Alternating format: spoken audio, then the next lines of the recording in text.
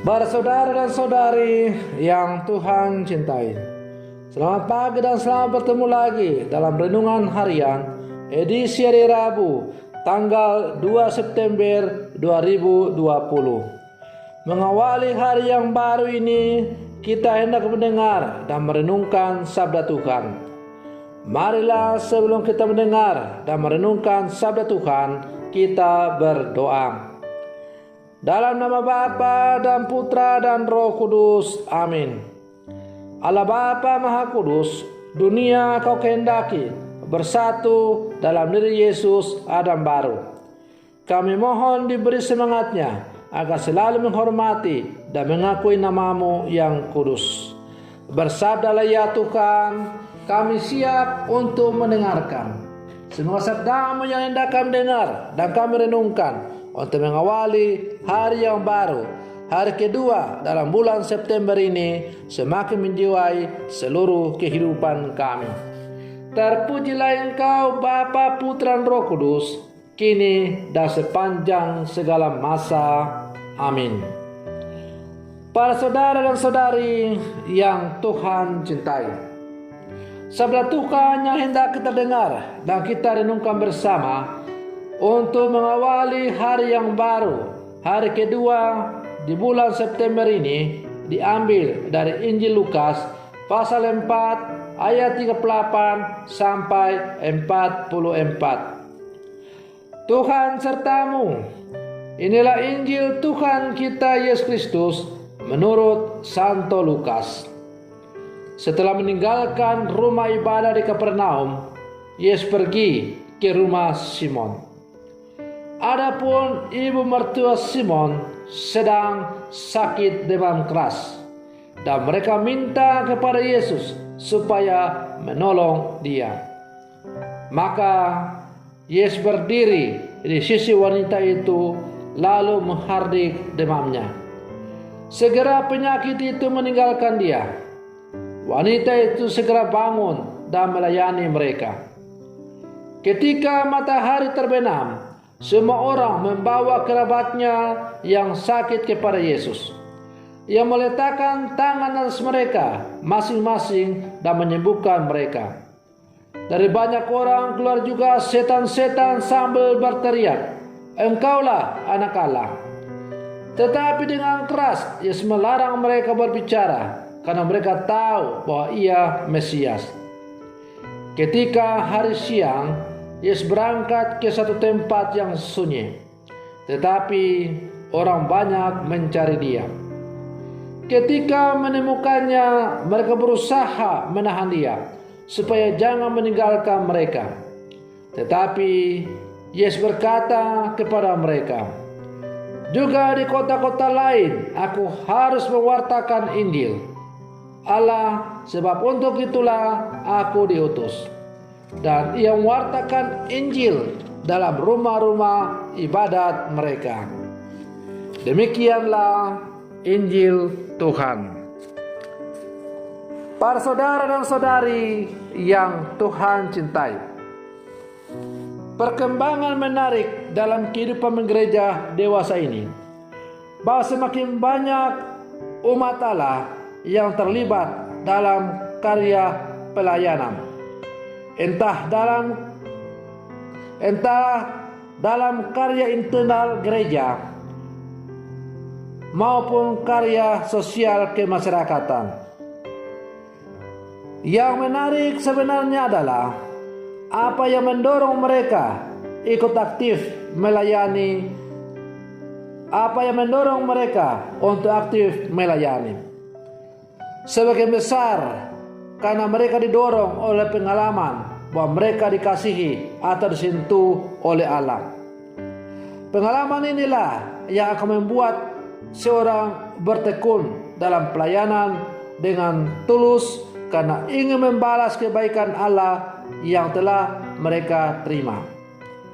Para saudara dan saudari yang Tuhan cintai, hal ini ternyata senada dengan apa yang ditampilkan dalam Injil hari ini. Ibu mertua Petrus mengalami penyembuhan dari Allah, dan ia kemudian memutuskan untuk ikut serta mengikuti Yesus dalam pelayanan. Ketika ia telah disembuhkan dari sakitnya, ia segera bangkit dan melayani mereka, dan terus ikut serta berperan dalam karya pelayanan selanjutnya. Orang banyak semakin terkesima pada sosok Yesus yang mengasihi umat manusia dan menyentuh kebutuhan pribadi.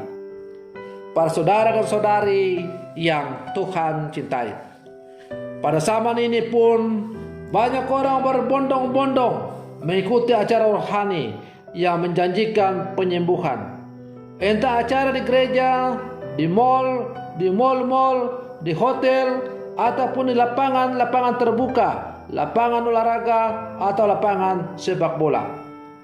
Kita memahami bahwa kerinduan akan tubuh yang sehat merupakan kebutuhan dasar manusia. Sehingga tidak mengherankan bahwa daya tarik acara-acara yang menjanjikan penyembuhan selalu sangat kuat. Para saudara dan saudari yang Tuhan cintai, pertanyaannya sekarang adalah, apakah yang terpenting dalam karya pewartaan Yesus? Mujizatnya ataukah sesuatu yang lain? Kalau kita membolak-balik kitab suci, maka dengan tegas Yesus melarang untuk orang mewartakan ketika ia melakukan mujizat-mujizat. Ia melarang mereka karena ada bahaya bahwa orang percaya kepada Yesus bukan percaya kepada pribadi Yesus sebagai utusan Allah, tetapi mereka percaya kepada Yesus sebagai tukang sulap. Yesus adalah seorang utusan Allah sebagai pribadi yang datang ke dalam dunia untuk mewartakan tentang kasih Allah itu. Maka tidak penting apakah Yesus membuat mujizat atau tidak. Yang terpenting adalah bagaimana kita sungguh semakin mengenal dengan Yesus. Bahwa kemudian Yesus melakukan mujizat-mujizat, menyembuhkan orang sakit, membuat orang lumpuh berjalan, membangkitkan orang mati, membuat orang buta melihat, itu bukan tujuan. Tetapi mujizat-mujizat yang dilakukan oleh Yesus itu hanyalah untuk semakin menyadarkan manusia, untuk semakin menguatkan perbuatan Yesus bahwa dia ini adalah sungguh-sungguh Mesias yang telah dijanjikan oleh Allah itu sendiri. Maka mujizat yang dilakukan oleh Yesus bukanlah menjadi tujuan, tetapi itu hanyalah sebuah sarana untuk semakin menegaskan siapakah Yesus yang hadir di tengah-tengah umat manusia itu. Maka yang terpenting di sini bukanlah soal mujizat yang dilakukan oleh Yesus, tetapi yang terpenting adalah bagaimana kita sebagai murid-murid Yesus setia, tekun dalam mengikuti apa yang diajarkan oleh Tuhan. Kesetiaan dan ketekunan inilah yang pada akhirnya akan melahirkan iman yang sungguh semakin mendalam. Dan iman yang sungguh mendalam inilah yang akhirnya akan memampukan kita untuk melakukan apapun yang kita minta dalam nama Tuhan Allah Tritunggal Maha Kudus itu. Seperti kata-kata Yesus, jikalau engkau memiliki iman sebesar biji sawi, maka engkau dapat memerintahkan gunung ini pindah dan ia akan taat kepadamu. Para saudara dan saudari yang Tuhan cintai, sebagai murid-murid Yesus yang hidup di zaman sekarang, hendaklah kita selalu tekun dan setia menjadi pengikut Yesus. Entah Yesus membuat mujizat dalam kehidupan kita ataupun tidak, entah Yesus mengabulkan apa yang kita minta atau tidak, kita harus tetap setia dan tekun mencari jalan Tuhan. Karena apabila Tuhan tidak mengabulkan apa yang kita minta, itu bukan berarti Tuhan tidak mau mengabulkan apa yang kita minta, tapi Tuhan lebih tahu apa yang lebih terpenting dalam kehidupan kita. Allah akan selalu memberikan yang terbaik, yang terpenting bagi hidup kita sebagai umat pilihan. Nah, yang terpenting, yang terbaik bagi kehidupan kita sebagai orang-orang beriman belum tentu sejalan dengan apa yang dipikirkan oleh alam. Mungkin kita manusia mencari hal-hal yang dangkal dalam kehidupan kita, tetapi Allah akan selalu memberikan yang terbaik, yang terpenting bagi keselamatan seluruh kehidupan kita. Pak saudara dan saudari yang Tuhan cintai, karena itu tekunlah selalu dalam mencari Tuhan. Setialah selalu, jangan bimbang dan ragu, karena Tuhan ada selalu bersama dengan kita. Semoga demikian. Selamat pagi, Tuhan Yesus memberkati.